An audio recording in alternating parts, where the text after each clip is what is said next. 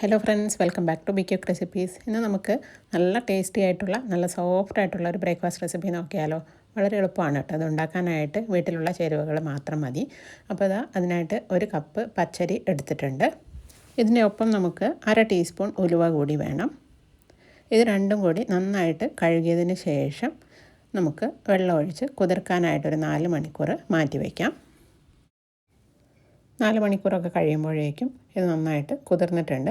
ഇനി നമുക്കിത് അരച്ചെടുക്കുകയാണ് വേണ്ടത്. മിക്സിയുടെ ജാർ എടുത്തിട്ടുണ്ട്. അതിലേക്ക് കുതിർന്ന അരിയും ഉലുവയും കൂടി ഇട്ട് കൊടുക്കുകയാണ്. ഇതിലേക്ക് ഇനി നമുക്ക് 1/2 കപ്പ് ചോറ് ചേർക്കാം. നമ്മൾ അരി എടുത്തിരിക്കുന്ന അതേ കപ്പിൽ തന്നെയാണ് ചോറ് എടുത്തിരിക്കുന്നത്. ഇതിൻ്റെ ഒപ്പം തന്നെ 1/2 കപ്പ് തേങ്ങ കൂടി ചേർക്കാം. ഇതിലേക്ക് ഇനി 1/2 ടേബിൾ സ്പൂൺ ഉപ്പ് ചേർക്കുകയാണ്. ഉപ്പ് ഒന്നുകിൽ ഈ സമയത്ത് ചേർക്കാം, ഇല്ലെങ്കിൽ പിറ്റേന്ന് രാവിലെ ചേർത്താലും മതി. 2 നുള്ള് ഈസ്റ്റും കൂടി ചേർക്കുകയാണ്. ഈസ്റ്റ് ചേർക്കാതെയും നമുക്കിത് അരച്ചെടുത്ത് പുളിക്കാനായിട്ട് വയ്ക്കാവുന്നതാണ്. ഈസ്റ്റ് ചേർത്താൽ ഒന്നുകൂടി സോഫ്റ്റായി കിട്ടും. കുറേശ്ശെ വെള്ളം ഒഴിച്ച് നമുക്കിതൊന്ന് അരച്ചെടുക്കാം. ഒരുപാട് ലൂസായി പോകാൻ പാടില്ല. കുറച്ച് തിക്കായിട്ടുള്ള മാവാണ് നമുക്ക് ഇതിനായിട്ട് ആവശ്യമുള്ളത്. അപ്പോൾ ഇതാ നല്ല സ്മൂത്തായിട്ട് അരച്ചെടുത്തതിന് ശേഷം ഞാനിതൊരു പാത്രത്തിലേക്ക് ഒഴിച്ചു വയ്ക്കുകയാണ്. മിക്സിയുടെ ജാറിലേക്ക് 2 ടേബിൾ സ്പൂൺ വെള്ളവും കൂടെ ഒഴിച്ച് അതും കൂടി ഞാനിതിലേക്ക് ചേർക്കുകയാണ്. മാവ് ഒരുപാടങ്ങ് ലൂസായി പോകാൻ പാടില്ല. നോക്കിയിട്ട് വെള്ളം ചേർത്താൽ മതി. ഇതും കൂടി ചേർത്തതിന് ശേഷം നന്നായിട്ട് മിക്സ് ചെയ്ത് അടച്ച് നമുക്കിതൊരു 7 മുതൽ 8 മണിക്കൂർ വരെ ഫെർമെൻറ്റ് ചെയ്യാനായിട്ട് മാറ്റി വയ്ക്കാം.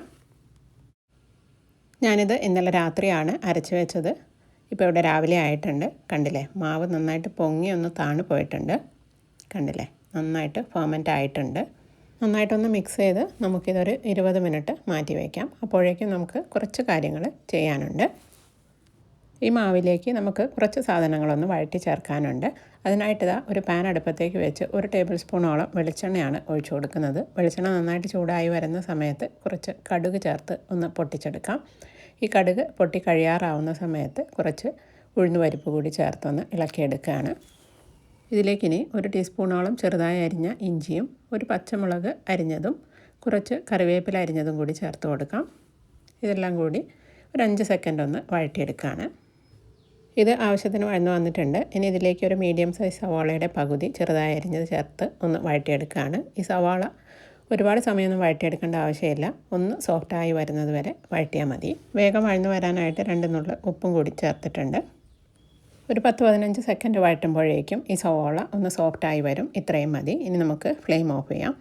ഫ്ലെയിം ഓഫ് ചെയ്തതിന് ശേഷം നമുക്കിതിലേക്ക് 1/2 ടീസ്പൂണോളം കായത്തിൻ്റെ പൊടി കൂടി ചേർത്തൊന്ന് ഇളക്കിയെടുക്കാം.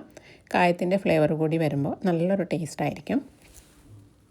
നന്നായിട്ടൊന്ന് മിക്സ് ചെയ്തതിന് ശേഷം നമുക്കിത് നേരത്തെ നമ്മളെടുത്ത് വെച്ചിരിക്കുന്ന മാവിലേക്ക് ചൂടോട് കൂടി തന്നെ ചേർത്ത് കൊടുക്കാം. നമ്മുടെ മാവ് മിക്സ് ചെയ്ത് വെച്ചിട്ട് ഒരു 20 മിനിറ്റോളം കഴിഞ്ഞിട്ടുണ്ട്. ഒന്നുകൂടെ ഒന്ന് പൊങ്ങി വന്നിട്ടുണ്ട്. കണ്ടില്ലേ? അപ്പോൾ ചൂടോട് കൂടി തന്നെ ഇത് ചേർത്തൊന്ന് ഇളക്കിയെടുക്കുകയാണ്. സവോള നമുക്ക് വഴറ്റാതെയും ചേർക്കാവുന്നതാണ് കേട്ടോ. വഴറ്റി ചേർക്കുമ്പോൾ ഒരു പ്രത്യേക ടേസ്റ്റ് തന്നെ ആയിരിക്കും. ഇതിൻ്റെ ഒപ്പം നമുക്ക് ഗ്രേറ്റ് ചെയ്ത ക്യാരറ്റോ മറ്റേതെങ്കിലും വെജിറ്റബിൾസൊക്കെ നിങ്ങൾക്ക് ഇഷ്ടമാണെങ്കിൽ അതും ചേർത്ത് കൊടുക്കാവുന്നതാണ്. ഇനി നമുക്ക് ഒരു വെള്ളപ്പച്ചട്ടി അടുപ്പത്തേക്ക് വെച്ച് നന്നായിട്ട് ചൂടായതിന് ശേഷം ഒരു തവി മാവ് ഇതിലേക്ക് കോരി ഒഴിക്കാം. അതിന് ശേഷം ഫ്ലെയിം ഒന്ന് ലോ ടു മീഡിയമിലേക്ക് ആക്കി വെച്ച് നമുക്കിത് അടച്ചു വെച്ചൊന്ന് കുക്ക് ചെയ്തെടുക്കാം. ഇതിൻ്റെ മുകൾ ഭാഗമൊക്കെ ഒന്ന് ഡ്രൈ ആയി വന്നതിന് ശേഷം നമുക്കിതൊന്ന് തിരിച്ചിട്ട് ഈ സൈഡും കൂടി ഒന്ന് കുക്ക് ചെയ്തെടുക്കാം. എത്രമാത്രം സോഫ്റ്റാണെന്ന് നിങ്ങൾക്ക് കാണുമ്പോൾ തന്നെ മനസ്സിലാവുന്നുണ്ടാകും. മറ്റേ സൈഡ് പെട്ടെന്ന് തന്നെ കുക്കായി കിട്ടും കേട്ടോ. ഇനി നമുക്കിതെടുത്ത് ഒരു സെർവിങ് ഡിഷിലേക്ക് മാറ്റാം. ബാക്കിയുള്ളതും ഞാൻ ഇതേപോലെ തന്നെ കുക്ക് ചെയ്തെടുത്തിട്ടുണ്ട്. നമ്മൾ മാവ് കോരി ഒഴിക്കുന്ന സമയത്ത് നന്നായിട്ട് ഇളക്കിയതിന് ശേഷം വേണം ഓരോ തവണയും കോരി ഒഴിക്കാനായിട്ട്. ഇല്ലെങ്കിൽ നമ്മൾ വഴറ്റി ചേർത്തതൊക്കെ അടിയിൽ പോയി കിടക്കും. നല്ല പഞ്ഞി പോലെ സോഫ്റ്റായിട്ടുള്ള ബ്രേക്ക്ഫാസ്റ്റാണ്. ഇതിൻ്റെ ഒപ്പം തേങ്ങാ ചമ്മന്തിയോ അല്ലെങ്കിലും ഏതെങ്കിലും കറിയോ ഒക്കെ കൂട്ടി കഴിക്കാനായിട്ട് നല്ല ടേസ്റ്റാണ്. കറിയൊന്നും ഇല്ലാതെ തന്നെ കഴിക്കാനായിട്ടും നല്ല ടേസ്റ്റ് തന്നെയാണ്. നിങ്ങളിതുവരെ ഇതുപോലെ ഉണ്ടാക്കി നോക്കിയിട്ടില്ലെങ്കിൽ ട്രൈ ചെയ്ത് നോക്കിയിട്ട് നിങ്ങളുടെ ഫീഡ്ബാക്കൊക്കെ കമൻറ്റ് ബോക്സിലിടണേ. സിമ്പിളല്ലേ ഉണ്ടാക്കാനായിട്ട്. അപ്പോൾ ഈ റെസിപ്പി നിങ്ങൾക്ക് എല്ലാവർക്കും ഇഷ്ടമായിട്ടുണ്ടാകുമെന്ന് വിചാരിക്കുന്നു. ഇഷ്ടമായിട്ടുണ്ടെങ്കിൽ എൻ്റെ ഈ വീഡിയോ ലൈക്ക് ചെയ്യാനും ഫ്രണ്ട്സിനും റിലേറ്റീവ്സിനൊക്കെ ഷെയർ ചെയ്യാനും എൻ്റെ ഈ ചാനൽ സബ്സ്ക്രൈബ് ചെയ്യാനും മറക്കല്ലേ. മറ്റൊരു അടിപൊളി റെസിപ്പിയുമായിട്ട് അടുത്ത വീഡിയോയിൽ കാണാം. Thank you. Bye bye.